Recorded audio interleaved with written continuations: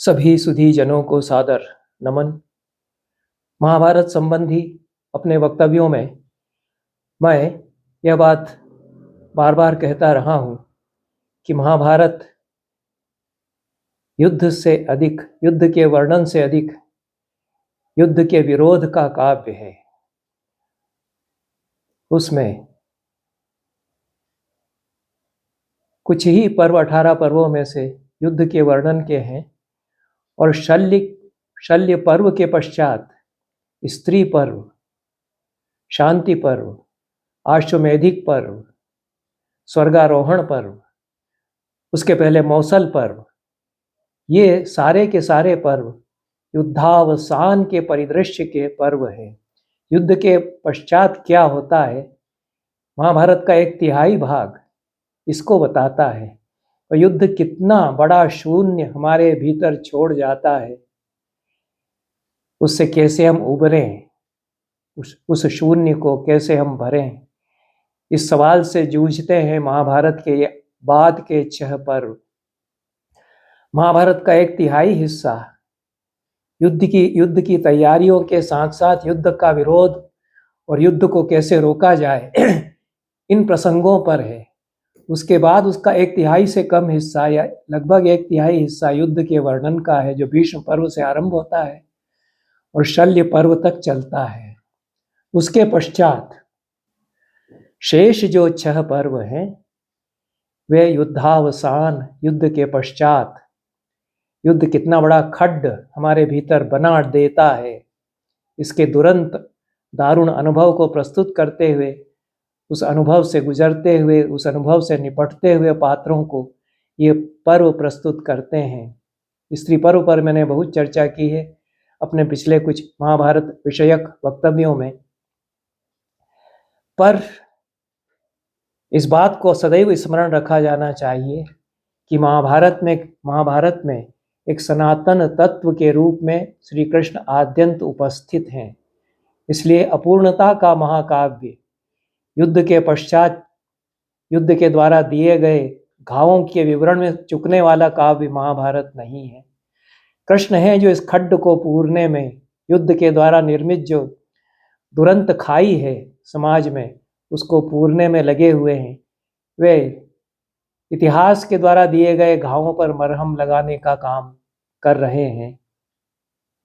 यह तो स्त्री पर्व में जैसे ही शल्य पर्व और दुर्योधन का वध शल्य पर्व में होता है, उसके पश्चात श्री कृष्ण जो जो कर रहे हैं उनमें हम देखते ही हैं। श्री कृष्ण को चिंता है कि अश्वत्थामा अब कुछ अनिष्ट कर डालेगा। वे भागते हैं धृतराष्ट्र और गांधारी से मिलने के लिए, जो युधिष्ठिर ने उनको भेजा है, उनसे विदा लेकर उनको कहकर जाते हैं कि मुझे चिंता है कि अश्वत्थामा कुछ बुरा करेगा। वो उस स्थल पर पहुंचते हैं जहां की अश्वत्थामा ब्रह्मास्त्र छोड़ चुका है, उसने छोड़ दिया है ब्रह्मास्त्र। उसके प्रतिरोध में अर्जुन से कहते हैं कि इसको रोकने के लिए तो एक ही उपाय है कि तुम भी ब्रह्मास्त्र छोड़ दो, नहीं तो ये तो सर्वनाश कर डालेगा, तुम्हारा ब्रह्मास्त्र इसको रोके रहेगा। फिर व्यास आदि मुनि अवतरित होते हैं, अश्वत्थामा और अर्जुन दोनों से कहते हैं कि अपने अपने अस्त्र वापस ले लो, अब युद्ध खत्म हो गया, अब इस सब की आवश्यकता नहीं है, अब शांति स्थापित हो जानी चाहिए। अर्जुन तो अपना ब्रह्मास्त्र वापस ले लेते हैं, पर अश्वत्थामा जो कि नादान व्यक्ति है इस महाभारत में, नामाकुल व्यक्ति है, वह कहता है कि मैं तो ब्रह्मास्त्र वापस लेना नहीं जानता। उसको बहुत डांटा जाता है कि ऐसा मूर्ख तू। द्रोण उसको सिखाना नहीं चाहते थे, इसीलिए ब्रह्मास्त्र उसने किसी तरह सीख लिया।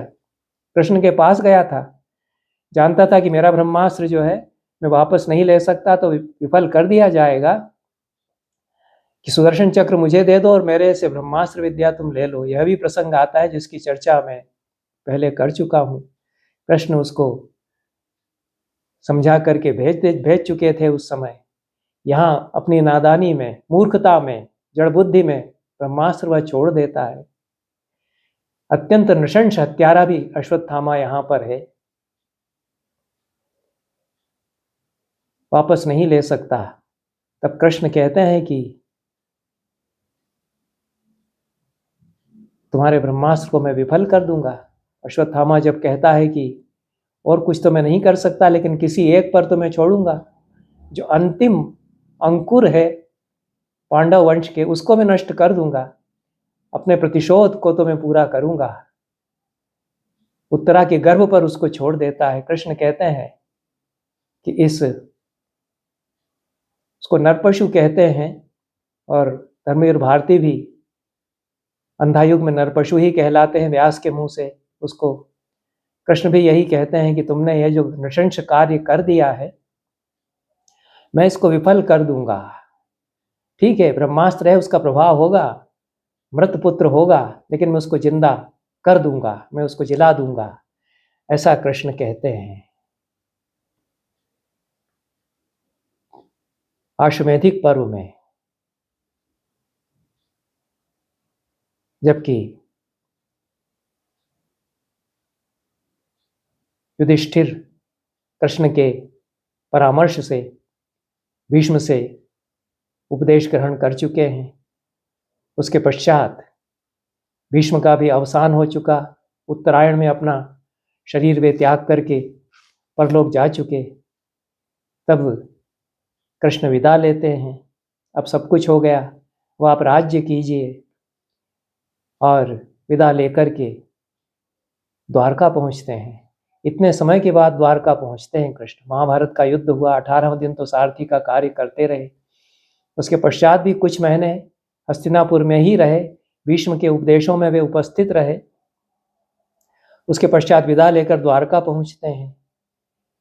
द्वारका में वसुदेव को, देवकी को तो पता ही नहीं है कि महाभारत युद्ध में क्या हुआ। वो तो समुद्र में नगरी है, उसमें ये रह रहे हैं। अपने पिता को सब बताते हैं। पिता जब पूछते हैं कि क्या हुआ युद्ध का, बताते हैं कि पांडव विजयी हुए, पर सारा कुल नष्ट हो गया, कौरवों का, पांडवों का भी।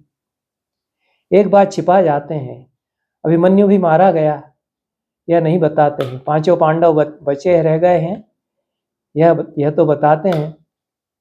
वसुदेव को लगता है कि फिर तो बच्चा है अभिमन्यु, वह भी जीवित होगा, क्योंकि अभिमन्यु पर कितना स्नेह है वसुदेव का, यह श्री कृष्ण जानते हैं अपने पिता के विषय में। उनके बेटे का वह भांजा है अभिमन्यु, सुभद्रा का बेटा। पर सुभद्रा वहां पर है, वह कहती कि बता दो, बता दो, अब यह भी बता दो कि मेरे बेटे का क्या हुआ, अभिमन्यु का। सुभद्रा को पता है। तब विवश होकर कृष्ण अभिमन्यु का वृत्तांत भी बताते हैं। वसुदेव देवकी सब बहुत विलाप करते हैं, फिर श्राद्ध कर्म करते हैं। यहाँ का श्राद्ध कर्म सब निपटा करके आए थे हस्तिनापुर में। सारे कौरव पांडवों के जो वंशज मारे गए, बुजुर्ग मारे गए, पुरखे लोग उनके बड़े बूढ़े मारे गए, उन सब का श्राद्ध कर्म। फिर द्वारका में अभिमन्यु सहित यादव वंश के जितने लोग मारे गए थे, उनका श्राद्ध कर्म भी निपटाते हैं। लेकिन उनको चिंता है कि अब समय आ गया, उत्तरा जन्म देगी, वो मृत शिशु को जन्म देगी, ये कृष्ण जानते हैं। ये सारे कार्य निपटा करके वे फिर हस्तिनापुर आते हैं, और उत्तरा ठीक इसी समय प्रसव कर रही है। उसने मृत शिशु को जन्म दिया, निश्चेष्ट हो जाता है जन्म लेते ही पुत्र। कृष्ण यहाँ पर उपस्थित हैं। यह समाचार सुनते ही कि उत्तरा ने मृत शिशु को जन्म दिया है, कृष्ण हड़बड़ा करके तेजी से अंतपुर की ओर, जहाँ रनिवास है, महिलाएं हैं, वहां चल पड़ते हैं। युयुधान उनके साथ है, जो उनके साथ रहे इस युद्ध में। उन्होंने देखा कि बुआ कुंती विलाप करती हुई उनके सामने उनको पुकारती हुई चली आ रही हैं। उनके पीछे द्रौपदी हैं, सुभद्रा हैं। कुंती भर्राए कंठ से, रुंधे गले से कृष्ण से कहती हैं, वासुदेव है महाबाहो, तमनो गति प्रतिष्ठा च त्वदायत्तमिदं कुलम। आप ही हमारी गति हैं, आप ही हमारे शरण हैं, आपके ही अधीन यह कुल है। यह आखिरी वंशज जिस पर सारी आशा हम सब लोगों की थी कि एक अब शिशु जन्म लेगा, जिससे कि वंश चलेगा। और आपने तो प्रतिज्ञा की थी कि उत्तरा के पुत्र को मैं पुनरुज्जीवित कर दूंगा, वह मृत पड़ा हुआ है। हे माधव, इसे देखो, मुझे देखो, द्रौपदी और सुभद्रा को देखो, धर्मपुत्र युधिष्ठिर को देखो, मेरे बेटे को, भीम को देखो, अर्जुन को, नकुल सहदेव, इन सब को देखो, इनकी रक्षा करो। ये लोग अनाथ हो जाएंगे अगर ये बच्चा नहीं जीवित हो पाया फिर से। पांडवों के प्राण इसमें बसे हैं, मेरे प्राण इसमें बसे हैं। सुभद्रा और उत्तरा का तो कहना ही क्या है। यह बेटा मेरे पति पांडु, मेरे ससुर विचित्रवीर, उन सब का पिंड दाता होगा। हे जनार्दन, तुम्हें तो इतना प्रिय था अभिमन्यु, वह तो चला गया, उसका भी प्रिय करो, उसका यह बेटा है। अभिमन्यु 16 वर्ष का लगभग होगा। उत्तरा भी ऐसी ही किशोरी, उसका विवाह कर दिया गया। यही एक पत्नी अभिमन्यु की। कुछ ही महीने तो दोनों साथ रहे, उसके बाद तो महाभारत का युद्ध आरंभ हो गया। प्रेम दोनों में बहुत था। अभिमन्यु ने बहुत चाहा उत्तरा को, उत्तरा ने भी अभिमन्यु को चाहा। उनके प्रेम का यह चिन्ह था परीक्षित, जो कि मृत पैदा हुआ। कुंती विलाप कर रही हैं, अन्य महिलाएं रो रही हैं। ये करुण रस का जो उद्रेक होता है, करुणा की जो धारा बहती है, इस पर भी मैं खूब चर्चा कर चुका हूं कि कैसे महाभारत एक महाकरुणा का काव्य है। पूरा का पूरा स्त्री पर्व जो अपने आप में एक महाकाव्य है, उसमें करुणा की जो धारा, अजस्र धारा बहती है। और यहाँ भी वही प्रसंग आता है फिर से अश्वमेधिक पर्व में, जो कि मुख्य रूप से युधिष्ठिर के द्वारा अश्वमेध यज्ञ किए जाने के प्रसंग का पर्व है। लेकिन यहाँ तक तो उसके 65 अध्यायों तक तो यही चल रहा है कि युद्ध के पश्चात क्या क्या करना है। सुभद्रा रोने लगती हैं, कहती हैं कि अश्वत्थामा ने भीम का वध करने के लिए तिनका उठाया था, उसको जब रोका गया तो उसने कहा कि मैं इसको कहाँ चलाऊं, मैं उसको उत्तरा के गर्भ पर चला देता हूं। वह तिनका आग बन करके अब हमारे हृदय में धधक रहा है। क्या होगा यदि धर्मपुत्र को, भीमसेन, अर्जुन, इन सबको यह पता होगा कि मृत ही रहेगा, यह शिशु मृत उत्पन्न हुआ है। तुमने कहा था कि हे नराधम, हे ब्रह्मबंधो, अश्वत्थामा से तुमने कहा था कि अर्जुन के पुत्र को, अभिमन्यु के आत्मज को, अभिमन्यु के पुत्र अभिमन्यु के आत्मज को मैं जिंदा कर दूंगा, जिला दूंगा। अपनी उस प्रतिज्ञा का स्मरण करो, इस बच्चे को जीवन प्रदान करो, नहीं तो हम लोग प्राण छोड़ देंगे, यह सुभद्रा कहती है। द्रौपदी हड़बड़ा करके उत्तरा से कहती हैं कि देख बेटी, रो मत, तेरे ससुर आ गए, पुराणर्षि अचिंत्यात्मा मधुसूदन आ गए। उत्तरा जो कि बेसुध सी है, मृत बालक को देख करके, उसको बताया जाता है, चेताया जाता है, तो कृष्ण को देखकर विलाप करती है। यह दारुण विलाप है। उत्तरा का विलाप बहुत ही हृदय विदारक है। हे पुंडरीकाक्ष, अभिमन्यु और मैं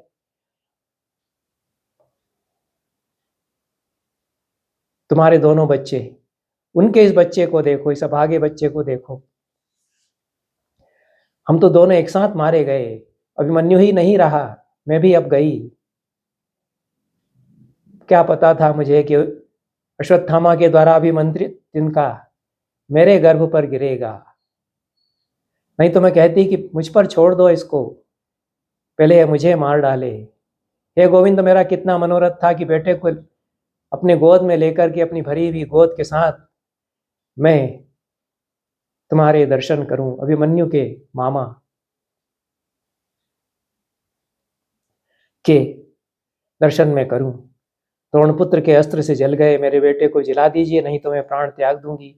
मैंने कितने कितने सपने पाले थे कि इस बच्चे को लेकर मैं अपने सारे कुल के वृद्धजनों से, गुरुजनों से अभिवादन करूंगी उनका, वे सब धूलिसात हो गए, मैं जीवित रहकर के क्या करूंगी। ऐसा कहते हुए उत्तरा फिर से मूर्छित होकर के गिर पड़ती है। कुंती रोने लगती है। अंतपुर में युधिष्ठिर के राजप्रासाद में कोहराम मच जाता है, विलाप होता है। विक्षिप्त की तरह हो जाती है उत्तरा, विक्षिप्त की तरह बातें करती है, उस बच्चे को गोद में लेकर के उससे बात करने लगती है। कृष्ण ब्रह्मास्त्र को वापस लेने का विधान करते हैं। वे उत्तरा को समझाते हैं कि उत्तरा बेटी, मैंने झूठ नहीं कहा था, पहले भी मैंने झूठ नहीं कहा था, अब भी मैं सत्य कह रहा हूं, मैं तेरे पुत्र को पुनर्जीवित कर दूंगा। फिर कृष्ण ये वचन कहते हैं, यदि मेरा धर्म में अनुराग है और ब्रह्म ज्ञानियों में विशेष अनुराग है तो यह मृत शिशु जीवित हो जाए। यदि मेरा अर्जुन के प्रति पूर्ण सौहार्द रहा है तो यह मृत शिशु जीवित हो जाए। जिस तरह सत्य और धर्म मुझ में प्रतिष्ठित हैं, तो अभिमन्यु का यह पुत्र फिर से जीवित हो जाए। यथा सत्यम च धर्मश्च मयि नित्यम प्रतिष्ठितौ तथा मृतः शिशुरयम जीवताम अभिमन्युजः। जिस तरह कंस और केशी का मैंने धर्मपूर्वक वध किया, कंस को, केशी को धर्मपूर्वक मारा था, इसमें तो कोई संदेह नहीं, तो उसके सत्य से यह मृत शिशु फिर से जीवित हो जाए, जीवित हो जाए। यथा यथा कंसश्च केशी च धर्मेण निहतौ मया तथा सत्येन बालोयम पुनरुज्जीविताम इह। उस सत्य से, उस धर्म से यह बालक फिर से जीवित हो जाए। वासुदेव के ऐसा कहने पर उस बालक में धीरे धीरे कुछ स्पंदन हुआ, कुछ हिले, उसकी उंगलियां हिली, फिर वह सचेत हो गया, फिर वह रोया। इत्युक्तो वासुदेवेन स बालो भरतर्षभ शनैः शनैर्महाराज शनैः शनैर्महाराज प्रास्पंदत सचेतन। उसके पश्चात तो उस बालक परीक्षित या परीक्षित के तेज से युधिष्ठिर का राजप्रासाद दैदीप्यमान हो उठा। अंतपुर की सब महिलाएं कृष्ण की प्रशंसा के गीत गाने लगी। अभी तक विलाप कर रही थी, अभी कृष्ण की प्रशंसा के कशीदे काढ़ने लगी, और उनको जैसे तूफान में सागर को पार करने के लिए कृष्ण की नौका मिल गई थी। फिर तो सब आ गए, मल्ल झल्ल नट ग्रंथिक सौख्य शायिक। कुछ नौकर, कुछ सेवक ऐसे होते थे जो प्रातःकाल राजा से, रईस व्यक्ति से पूछने जाते थे कि आपको नींद तो ठीक से आई, या सौख्य शायिक कहलाते थे। सूत मागध इनके झुंड के झुंड आकर के जनार्दन की स्तुति करने लगे। या 59वें अध्याय में अश्वमेधिक पर्व में यह प्रसंग आता है। उत्तरा ने उठकर अपने पुत्र के साथ यदुनंदन का अभिवादन किया। माँ और बेटा दोनों आए अभिमन्यु के मामा कृष्ण के सामने। कृष्ण ने अनेक प्रकार के रत्न अपने भांजे के उस बेटे को दिए, उपहार दिए। उन्होंने पहली बार मुंह देखा अपने भांजे के बेटे का, परीक्षित का। वृष्णिवंश के वीर आ गए जो कृष्ण के साथ थे, युधान आदि, उन्होंने भी परीक्षित को उपहार दिए, रत्न दिए, जैसी की प्रथा है। परीक्षित तो नाम मैंने ले लिया है, लेकिन नामकरण नहीं हुआ है। कृष्ण ने ही नामकरण किया, नामकरण भी कृष्ण ही करेंगे।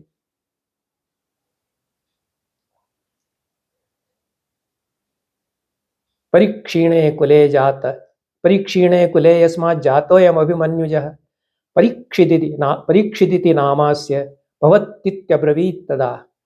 सारा कुल क्षीण हो गया था, कोई वंशज नहीं बचा। 5 पांडव हैं, द्रौपदी है, इनके सबके पुत्र मारे गए। अब तो सब बूढ़े हैं, कृष्ण भी बूढ़े हैं। ये सब करते करते बुढ़ापा आ गया। क्या मिला युद्ध से? क्या मिला? युद्ध से कुछ नहीं मिलता है।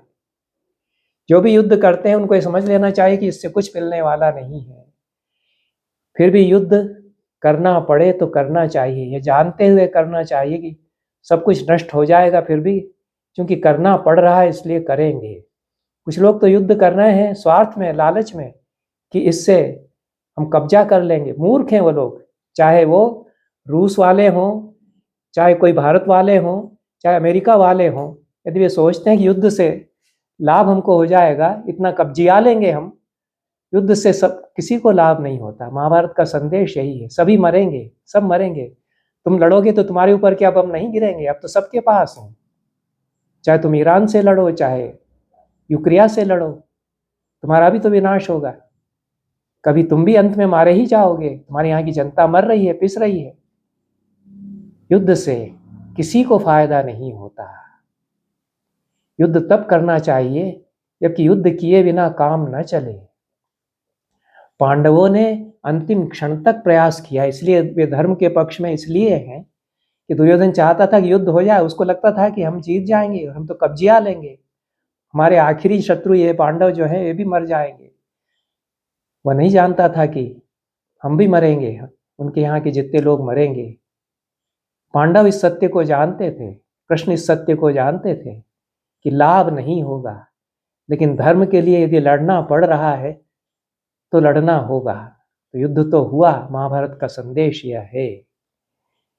कुल नष्ट हो गया कृष्ण कहते हैं, कृष्ण जानते हैं, लेकिन वे बचा लेते हैं अंतिम जो अंकुर है इस कुल का, कि संसार तो चलता रहेगा, फिर भी जो युद्ध करने वाले हैं दोनों पक्ष के, वे सब अंत उनका हो जाए, फिर भी सृष्टि का अंत तो नहीं कर सकोगे। परीक्षित उस सृष्टि के निरंतर्य का प्रतीक है, कृष्ण उसको बचा लेते हैं। इसलिए कृष्ण को सनातन तत्व का प्रतीक कहा गया है। जो सृष्टि की सनातनता है उसके प्रतीक वे हैं, भागवत भाव के प्रतीक भी वे बन जाते हैं, यह ठीक है। परीक्षित यह नाम आता है यहाँ पर महाभारत में, और कहीं परीक्षित ऐसा अकारांत नाम भी आया है। जितना जो कुछ व्याकरण के अनुसार मैंने परीक्षण किया, दोनों ही नाम प्रयुक्त होते हैं, दोनों ही नाम सत्य हैं। जो ज़्यादा व्याकरण जानने वाले हैं वो यदि इसमें कुछ मुझे मार्गदर्शन करना चाहें तो करें। परितः सर्वतो भावेन क्षीयते हन्यते।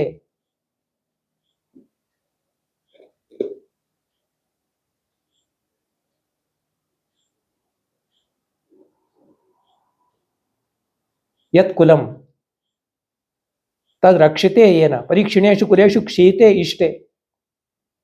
परीक्षीण होने पर, कुल के परीक्षीण होने पर जो उसको जारी रखता है, यजन करता रहता है, सातत्य उसका करता है, वह परीक्षित हुआ। और परीक्षित उसकी भी व्युत्पत्ति यही बताई गई। कोश ग्रंथों में दोनों प्रकार, दोनों ही वर्तनियां स्वीकार करके दोनों की निरुक्ति या व्युत्पत्ति यही बताई गई है। पर महाभारत का पूरा यह जो प्रसंग है, यह 65वें अध्याय से 70वें अध्याय तक चलता है। 6 अध्यायों में यह प्रसंग है। ये अपने आप में एक महाकाव्य है, और अपने आप में पूरे महाभारत का जो संदेश है उसको भी यह प्रस्तुत करता है। महाभारत में कितने कितने महाकाव्य समाये हुए हैं। एक स्त्री पर्व तो बहुत बड़ा महाकाव्य है। महाभारत का एक पूरा पर्व जो है अपने आप में बहुत बड़ा महाकाव्य है, और अद्भुत महाकाव्य है, करुणा का ऐसा महाकाव्य, युद्धावसान के दृश्य को चित्रित करने वाला, जो केवल अंधायुग नहीं बन करके रह जाता है। अंधायुग तो आधारित तो है स्त्री पर्व पर, लेकिन अंधयुग से ऊपर जाता है स्त्री पर्व। उसी तरह से यह है, ये जो 6 अध्याय है महाभारत के आश्वमेधिक पर्व में, युद्धावसान की सारी दारुणता, व्याकुलता, भयावह बीभत्स अनुभव, वह चुकने को नहीं आया है, वह जारी है, चल रहा है। लेकिन सबकी आशाएं जिस पर केंद्रित हैं, तो एक आशा का केंद्र क्या बदल देता है, एक नन्हा सा बच्चा आकर के कैसे सारे परिदृश्य को बदल देता है। इसका ऐसा सुंदर चित्रण उस दारुण, करुण, बीभत्स, भयानक अनुभव के पश्चात यह जो आनंद अंकुरित होता है, यह महाभारत का संदेश है। इसके साथ ही आज का वक्तव्य समाप्त करते हैं। सभी को धन्यवाद, नमस्कार।